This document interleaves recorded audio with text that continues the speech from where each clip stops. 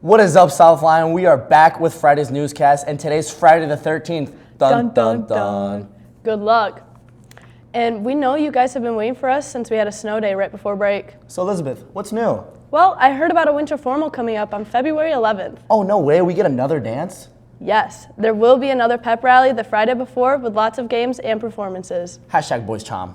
Speaking of winter formal, let's head over to Alexis to check out this week's winter weather.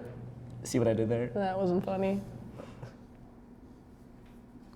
What's up, SL? It's Alexis here with the weather. Today will be a low of 26 and a high of 28 with some light snow. But before we look at the forecast, I have a joke for you. Why does a seagull fly over the sea? Think about it or we look at the 7-day forecast.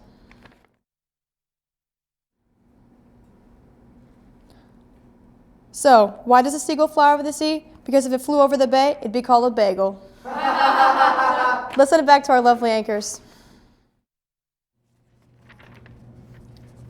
Elizabeth, what are you doing right now? I'm studying for exams. Do you know how stressed I am? I have an English paper, a math Bro, just chill out. You can study at Cookies and Cram. What's Cookies and Cram? It's the perfect way to study, duh. It's Link Crew's sponsored Cookies Cookies? and Cram, which will be in the Media Center from 2:30 to 3:45 on Monday, January 23rd. Prizes, cookies, hot cocoa, tutoring, and study habits will all be provided.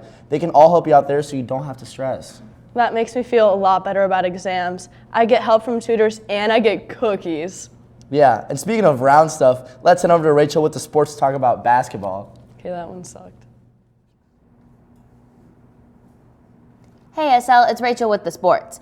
Track winter conditioning has begun. It will take place every Tuesday and Thursday from 2:30 to 3:30 with Coach Dragna. Winter weights will take place Monday, Wednesday, and Friday from 3 to 5 with Coach Brian in the weight room. Hope to see you there. The wrestling team hosted a quad on Wednesday and won. Great job. Now let's take a look at some highlights.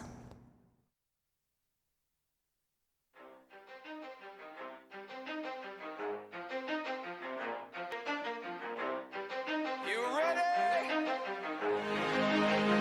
Let's go. Yeah. For those of you that want to know what we're all about, it's like this, y'all. This is 10% luck, 20% skill, 15% concentrated power of will, 5% pleasure, 50% pain, and 100% reason to remember. The most memorable moment of my career so far has probably been winning Oakland Counties twice and winning it as a team. So my favorite memory throughout my wrestling career at Southline High School was probably winning the LVC championship. My favorite moment from Southline High School wrestling would be wrestling Thomas in practice and then accidentally putting him to sleep. Anyway, he never really talks much, never concerned with status, but still even him starstruck. Humble through opportunities given despite the fact that many misjudge him because he makes a living from writing raps. Put it together himself, now the picture connects, never asking for someone's help or to get some respect. He's only focused on what he wrote, his will is beyond reach, and now it all unfolds, the skill of an artist. This is 20% skill, 80% fear, be 100% clear, cause Ryu was ill. Who would've thought he'd be the one that set the West in flames? And I heard him wreck it with the crystal method, name of the game. Came back, dropped Megadeth, took him to church. I like Bleach, man. Ryu had the stupidest verses, dude is the truth. Now everybody giving them guest spots and stocks through the roof. I heard this is 10% luck, 20% skill.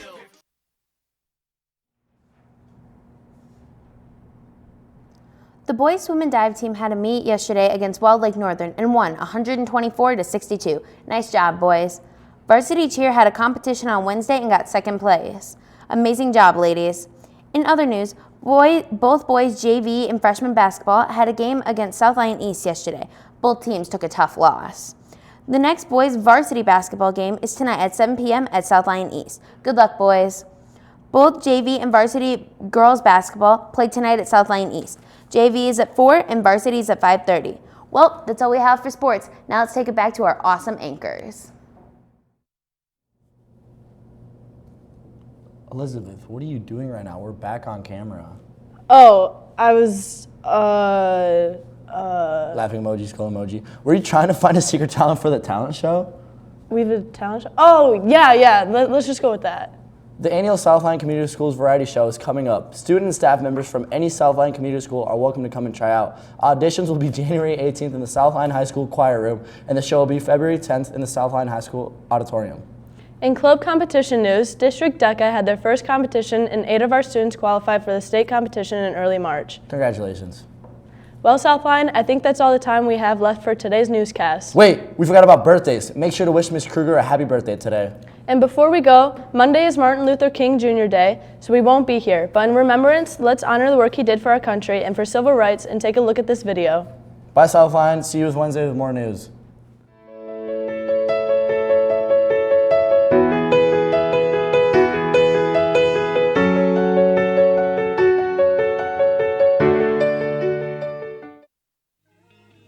I have a dream that my 4 little children will one day live in a nation where they will not be judged by the color of their skin, but by the content of their character. I have a dream today.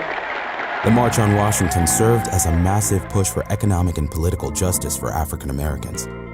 Held during the year celebrating the 100th anniversary of the Emancipation Proclamation, crowds marched on the National Mall to watch a variety of musical performances and speeches. Dr. King, a Baptist preacher and prominent civil rights leader, was scheduled to speak towards the end of the day, his debut on the national stage. Up until that point, King mostly addressed small crowds at black churches, rallies, or fundraisers. This time, he would be seen by nearly 250,000 people on the ground, as well as millions at home watching on television. This was an opportunity to reach a wide audience and persuade the public and the government to take action against racial injustice. The night before, King worked with a close group of advisors to get the speech just right. They worked through the night, settling on a final draft in the pre-dawn hours of August 28.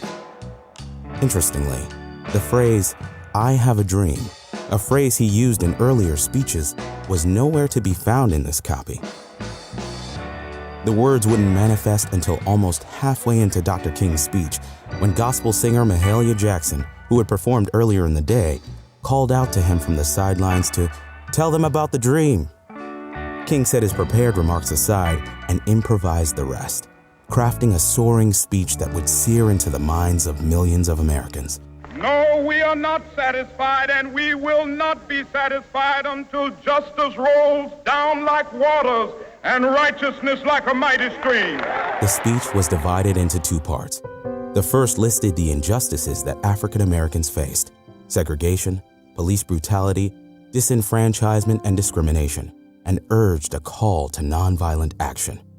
The second launched into King's dream of peace and racial harmony, a vision of a future in which people will not be judged by the color of their skin, but by the content of their character. I have a dream. Highlighting King's skills as a preacher, "I Have a Dream" was part sermon and part poetry, using rhetorical devices like repetition, rhyme, and vivid metaphor to drive his points home. It was peppered with historic, biblical, and literary references that moved the crowd. This message of struggle and hope became the defining moment not only of King's career, but also the civil rights movement. Both the speech and the March on Washington were credited with helping secure the passage of the Civil Rights Act of 1964, a landmark piece of legislation that ended segregation and banned discrimination on the basis of race or sex in the workplace. Free at last! Free at last! Thank God